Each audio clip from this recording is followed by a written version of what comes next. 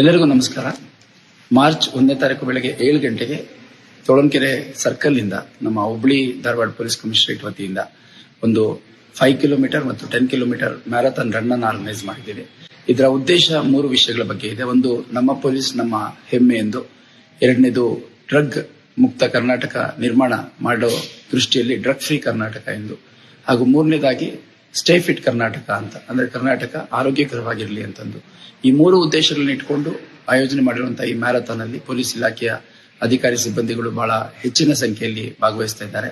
ಅದೇ ರೀತಿ ನಾನು ಹುಬ್ಬಳ್ಳಿ ಧಾರವಾಡ ಮಹಾಜನತೆಗೆ ಮತ್ತು ಎಲ್ಲಾ ಇಲಾಖೆಯ ಅಧಿಕಾರಿ ಸಿಬ್ಬಂದಿಗಳಿಗೆ ಸೇರಿದಂತೆ ಯಾರ್ಯಾರು ಕ್ರೀಡಾ ಪಟುಗಳಿದ್ದೀರಿ, ಸ್ಪೋರ್ಟ್ಸ್ ಎಂತೂಸಿಯಾಸ್ಟ್ ಇದ್ದೀರಿ, marathon, long distance, short distance runners ಇದ್ದೀರಿ, ಜಾಗರ್ಸ್ ಇದ್ದೀರಿ, ವಾಕಿಂಗ್ ಮಾಡುವಂತವ್ರು ಇದ್ದೀರಿ, ಎಲ್ಲರೂ ಕೂಡ ಹೆಚ್ಚಿನ ಸಂಖ್ಯೆಯಲ್ಲಿ ಒಂದು ಭಾಗವಹಿಸಿ ಮಾರ್ಚ್ 1ನೇ ತಾರೀಕು ಬೆಳಗ್ಗೆ 7 ಗಂಟೆ ಸಮಯಕ್ಕೆ ತೋಳಂಕೆರೆ ಸರ್ಕಲ್ ಇಂದ ಪ್ರಾರಂಭ ಆಗಿ ಮತ್ತೆ ಅದೇ ಜಾಗದಲ್ಲಿ ಇದು ಮುಕ್ತಾಯ ಆಗುತ್ತೆ.